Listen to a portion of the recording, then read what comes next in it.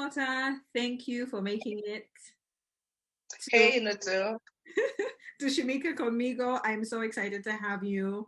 Thanks so much for making the time. If you see me looking down, it's because I'm reading the questions that I have for you, okay? So it's not All because right.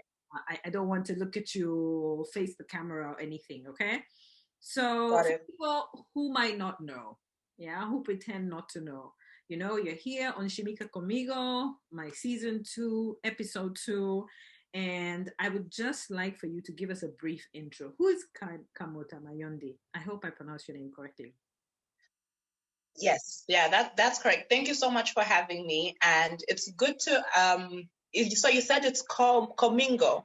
Is Shimika that the Conmigo. Conmigo from Spanish with me. Shimika or Shimika from talk. Nyanja or yeah. All right.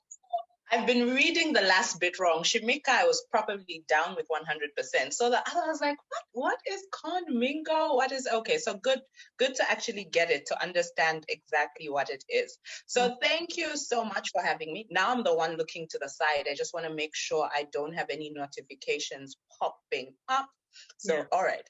So thank you for having me, Inutu. The question, who is Kamota Mayondi? It's a question that you get asked so often, but I never seem to like have memorized a standard response where I can eloquently um, describe who I am.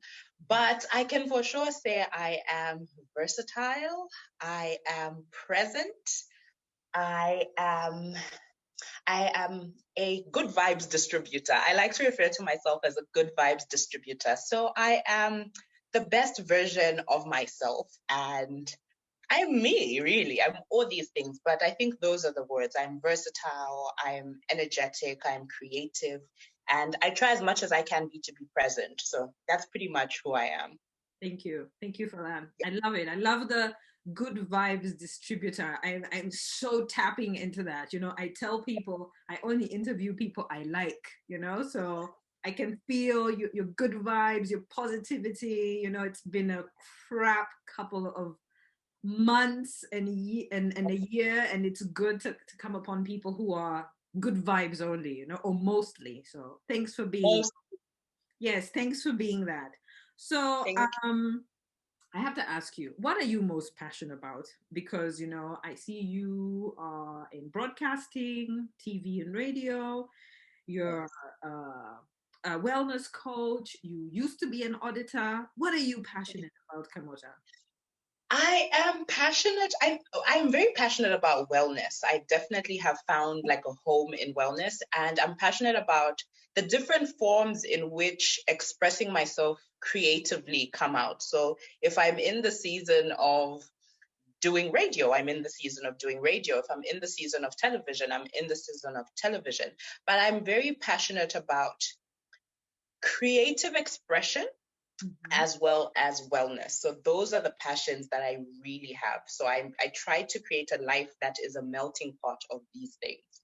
Excellent. Thank you. I love this response. It's like, I mean, I imagined it was, but it's good to hear from you, because you don't want to assume about people. So that's why these interviews are important, because we get to hear from you, and we get to know a little bit more about you. So Right. maybe you could define wellness for us and give us a little brief description, because there'll be people like, wellness. Well, okay, what does that Right. mean? There'll be people who do Wellness. not have an idea. Yeah. Well, wellness is a holistic approach to life. So it embodies mind, body, and soul. So it's looking at your well being. How can you feel good? How are you taking care of your body? How are you taking care of your spirit? How are you taking care of your soul? So for me, wellness is looking at health holistically, incorporating mind, body, and soul. So I think that's the easiest way to look at wellness. Okay, perfect. Excellent. Thank you so much. Mhm. What inspired Yeah. you to start your wellness business? Well, it was pretty much like the next step of the process for me, right? Because early in, I think it was in 2014, around then, 2014, I was blogging. And my blog essentially was reviewing natural health products, which I'm totally obsessed with. So natural health products was the niche that I had tapped into, and I loved all these products. So I've always been interested, and then that gave me a platform to share with people. And people say, "Oh, you tried aloe vera? I've tried aloe vera. It does this and that for me." So that aspect of wellness from a nutritional point of view to lifestyle choices to the things you're putting in your body started pretty much from sharing something that I loved one-on-one and taking it wider. Then the other aspect of wellness, which my yoga speaks into, where it comes to the wellness of the mind, the wellness of the soul, the body. So my father kept a lot of yoga books around the house. So I grew up in a house that had lots of yoga books. And as a curious child, I would stumble upon the books and imitate poses. And it was just one of those things. It's like, oh, this looks cool. And as children, you're more flexible, you're more adventurous. So that was the introduction to yoga, which is a huge part of my wellness practice and my life in wellness. And years down the line, I had started to self-teach essentially, like, okay, let me see, can I still do the headstand like I did when I was a kid? Can I still cross my legs like this? And to my surprise, I was like, what? My body hasn't forgotten. So I went on YouTube. I started like looking at, okay, who's doing some content, and just using YouTube books as well to grow my yoga on a personal level. And a friend of mine, Sakai, told me, like, you know what, you should check out Tawani, who is a very renowned yoga teacher here in Zambia. She's since relocated. And she was like, you know what, go over to her studio. Then I went to class and I was like, oh, wow, there's a whole community. So from moving to just being a yoga student, the relationship I had with Tawani then later changed. I became from being a client, I became a student. When she offered a course, I was like, you know what? I want to learn more about yoga. And I didn't initially really want to teach, but then I fell so much more in love with it and said, you know what? I think I could actually teach yoga. And combining what I love and what I'm doing, it just came together really nicely. Okay, so I have to say, I am curious. Are there any photos of a young Kamota practicing yoga? Because we want to see those photos. And then, unfortunately, no. Oh no, your parents they did a bad number on that one. But then also, I love that you learned with Tawani, because when I did yoga, went to any yoga class in Lusaka, it was with her. There were a few other people, but I really just had a specific preference to go with her because you're in Zambia, you're growing up or thinking about yoga and wellness, you think it's like a far off foreign kind of thing. So it was great for me when Tawani was practicing. And then even now, I'm super excited that you are teaching the classes. I assure you, if I was in Lusaka, I would be in your classes. That's good. Where was there like a pushback from your family when you told them, or friends when you told them, I'm going to start my own business? What was that like? Did they, I imagine, because it's yoga and you've talked about your family and your father, maybe not so much from your family, but how about your friends and acquaintances? How did they take that when you said, okay, I'm embarking on this business? So my dad, clearly being the person who sort of brought yoga into the family, who definitely was supportive of it. So the way that my yoga business started, it was very, I had planned, I had like some foresight to say, how can I structure my life in a way that eventually this thing that I love becomes something that I do. So I made a plan. At the time I was studying towards my yoga certification, I was still working in an audit firm. And I had plans on transitioning away from that work and doing different type of work. So I always tell people, always make sure that your now thing can pay for your future thing. So for me, I was using some of my money to pay towards my yoga certification. And I'm like, okay, I need to have an exit strategy and a plan of sorts. And of course, African parents always will worry about choosing non-conventional things over certain things. So at the time that I was transitioning from audit and into more of a wellness based work at the time, I at least had shown some planning, and I think it's easy for people to support where they see some sort of plan to say, okay, so you're pretty serious about this. It's not just a hobby. Oh, you've come up with a name, you've come up with brand colors, you want to do this, so it's all about making sure, and it's not really about other people, even yourself. You need to have the confidence to say, am I going into this as games, or am I going into this to give it a real go and to get something steady going? So with me, it was planned, it was a process, and it has definitely worked out a lot better than I thought it would, really, like a lot quicker actually, and I'm extremely grateful for that. Yeah. So I love everything you've said. Like, if I ever break down this whole interview into anything, I would say, how to plan into getting into your business, like those are gems that you just dropped there. Because I don't know about people, but sometimes it's just like people are just like, oh, I like this, I could do this, I will try this, and you're taxing between your actual job and then your potential business and risking burnout. But the planning ahead is really, really great, and I'm so grateful that you've said that, you've given us that breakdown. Do you think average Zambians, well, average, I don't like this word average, but do you think Zambians take health and wellness and physical fitness, mental health, etc., seriously enough? What can we do to change that if they're not? All right. So I like that you talk about like physical and mental. And I think you've mentioned a component. I'm extremely proud of the number of Zambians who have taken on to the fitness culture. We have so many running groups, and it's not just in Lusaka, which is the capital city. Whether you're in Kitwe or in Dola, you can find a running community. So it's just different types of fitness that different people have been drawn to. And for me, it's very, very important to have people do something as opposed to nothing. If you're a runner, run. If you're a gym bunny, go and lift those weights, So when it comes to the fitness part, I think over the years, we've definitely seen a huge number of Zambians turning the common perception of we're not really a workout culture. So we have a lot of people running now. I'm also very happy about football. A lot of people have work groups, or whether it's like former college or former high school groups, so they go and they play futsal, that type of thing. So it's different activities. I think we could do better around food, though. I'm not so sure a lot of us are eating as well as we could.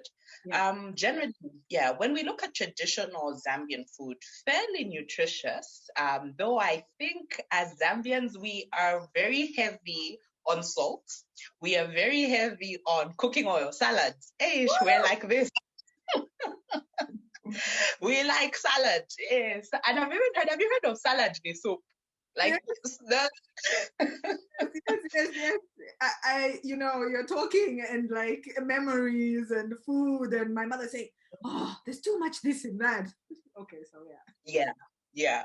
So when it comes to the actual dietary requirements, I think we need to lessen how much salt we put in our food, how much oil that we actually use. But I think when it comes to the fitness side of it, a lot of us at least are getting around to saying, guys, move your body. It's important. I'm in the yoga space.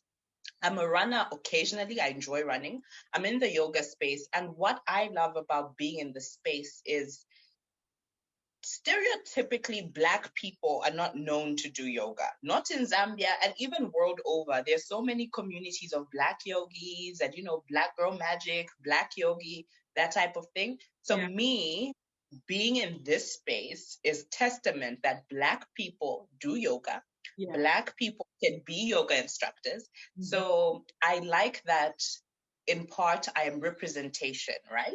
Because even in the community in Zambia, in as much as it's Zambia, there are a lot more non-Black yoga instructors than they are Blacks. So it's nice, and I think it's nice to see your own, to say, oh, okay, that's someone who looks like me, and she's doing this, and I can therefore also do it. So there, I think we're getting there. Food, not so much. Mental health. Oh my goodness. That's a topic. Mental health, we have so much work to do. It breaks my heart that we still have such stigma around people struggling with mental issues.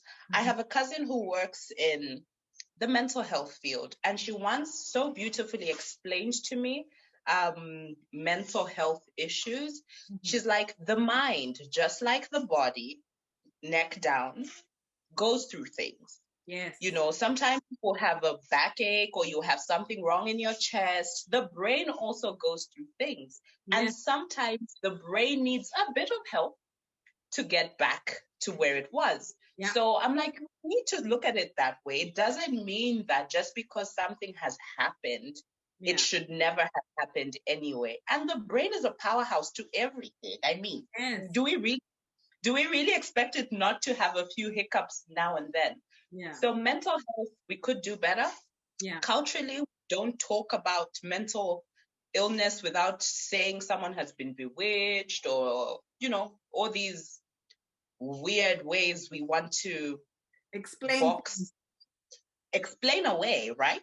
And then the church, unfortunately, like Zambia being a Christian nation, a majority of us have Christian roots. Majority of us explain it away by demon possession and other things, which is not always the case. I'm not saying that.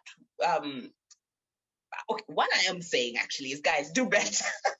Do better. Oh, I hear you. I hear you, and it's good. You know, you've just sort of like taken it a whole, well, not holistic approach, but you've touched on, you know, the fundamental areas, and you can't be the physical, whatever, buff person or healthy person. You're not taking care of your mind, you know, you're not taking care of what you eat. So I love that you've explained it all this way. So thank you. And as Zambians, I agree. I mean, we have to unlearn a lot of cultural, traditional things, our food, our relation with mental health, you know.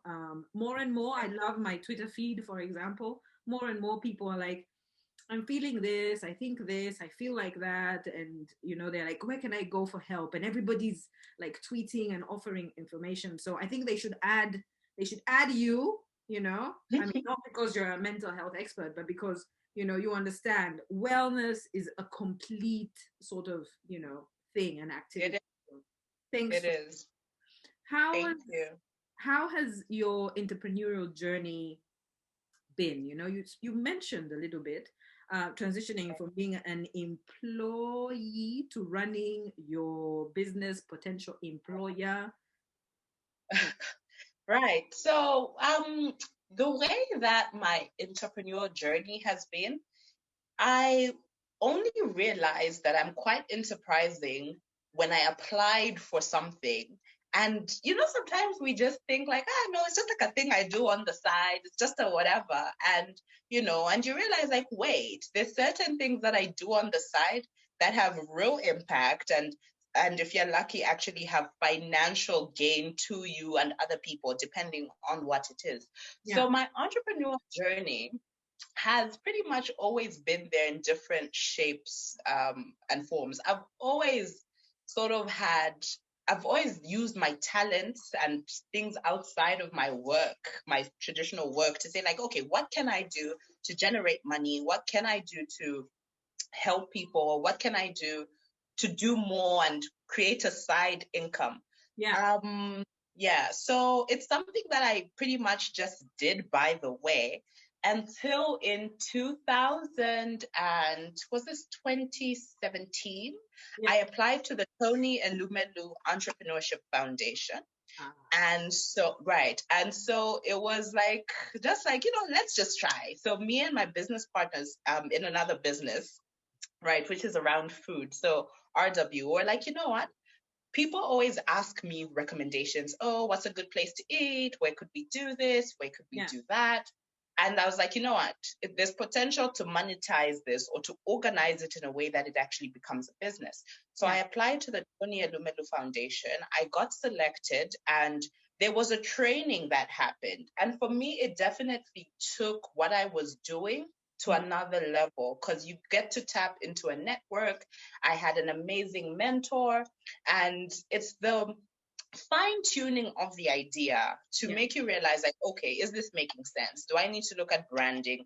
What does this mean when it comes to being registered? What are the requirements in my country? So for me, that definitely built added to just like, okay, I think I can do stuff. Let me try and do something. And the rest of it, entrepreneurship is also about the practicality of it. You learn a lot along the way. What's not working, what's working. For example, at the time that my business partners and I applied to Tony Elumelu Foundation, between then and now, our business strategy with the RW, which is like a foodie network, has totally pivoted. And that's part of entrepreneurship. Like, what's on the paper, what's on the ground, your flexibility to shifting and adjusting to the times. So that experience and the knowledge that I have is things that I apply to my Yondi Wellness business, to say like, okay, I've learned a lot of things from this other business in which I'm a partner with other people. I understand, like, there's this how to deal with competition, how to brand, how to market, how to organize yourself. So it's a learning process, and always ask. I'm lucky that I do have like a relationship with people who have done it before, to say like, okay, you're in this industry, what worked for you? Are you also discovering like this is what it is on the ground? So I think it's important to actually to have a network and stay open to learning. I love. You see, I didn't interrupt you because I'm listening and I'm hoping, I mean, congratulations. I love RW, by the way. Thank you. It, people, I guess, I hope they don't anymore, but people would lie like, oh, where to go, what to eat. And I'm like, aren't you people on social media? Don't you follow RW? How can you not know about all the amazing places that, you showcase or on that? So thank you for that. And I love, no, you're welcome. To say that you learned what, you picked up things for being in a business partnership at RW, and you use that for Yondi Wellness. I love that. Like, build the empire, Kamota. Sorry, Kamota. Build the empire. Go on. I see it. It's going to happen because this makes me so happy.